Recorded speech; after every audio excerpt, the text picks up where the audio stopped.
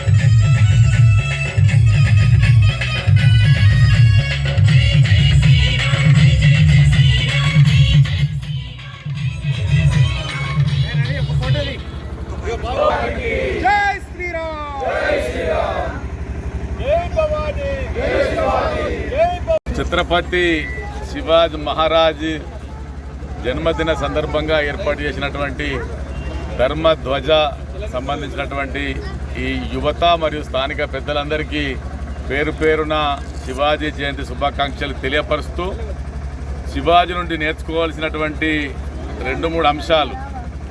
ఈ భారతదేశాన్ని గతంలో ఉన్నటువంటి విదేశీయులు విధర్మీయులు పరిపాలించినటువంటి సందర్భంలో భారత సంస్కృతి హైందవ ధర్మం పూర్తిగా నశించబోయే సందర్భంలో నిలబడి ఆ యొక్క హిందూ ధర్మాన్ని కాపాడినటువంటి వ్యక్తి, ఓటమే ఎరగనటువంటి నాయకుడు. సుమారుగా 360 కోటలను జయించి సుమారుగా చిన్న పెద్ద కలిపితే 30 పైగా పెద్ద యుద్ధాలను చేసి ఒక్కొక్క యుద్ధానికి ఒక్కో రకమైనటువంటి నీతితో తను ఓటమి ఎరగనటువంటి మహారాజు శివాజీ మహారాజ్. మరి వారి జయంతి సందర్భంగా ఇవాళ మరి భారతదేశం మనగలగాలంటే వారి యొక్క ఆశయాలు, స్ఫూర్తి, జీవన విధానం మనం అవలంబించాల్సిన అవసరం ఉంది. 2 వాక్యాలు చెప్పేస్తా. మన హైందవులందరికీ భక్తి చాలా బాగుంటుంది, కానీ భక్తితో పాటు ఇవాళ మనకు కావాల్సింది శక్తి కావాలి.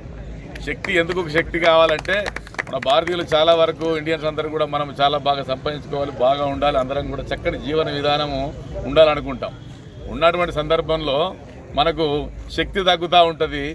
మనను కూడా రక్షించినటువంటి స్థితిలో ఉంటాం. మనం ఇంకొకరు సహకారం కూడా అందించుకున్నటువంటి మనస్తత్వాలు మనలో పెరిగిపోతున్నాయి. దానికి కారణం సమాజంలో రకరకాల మరి వేరియేషన్స్ కావచ్చు, చిన్న పెద్ద అనే తేడా కావచ్చు, రకరకాల సమస్యలు దేశంలో ఉన్నాయి. కానీ వ్యక్తిగా ఉండాలంటే వ్యక్తులు ఎలాంటి వారు ఉండాలని చెప్పినట్టు శివాజీ మహారాజ్ శక్తివంతులైన వ్యక్తులు ఉన్నప్పుడు తను బాగుంటాడు, తన కుటుంబం బాగుంటుంది, తద్వారా దేశం బాగుంటుంది అనేటువంటి విషయాన్ని స్పష్టం చేస్తూ మరి ఈ ధర్మాన్ని కాపాడుకోవాలన్నా, కుటుంబాన్ని కాపాడుకోవాలన్నా, దేశాన్ని కాపాడుకోవాలన్న వ్యక్తులకు భక్తితో పాటుగా శక్తి ఉండాలి.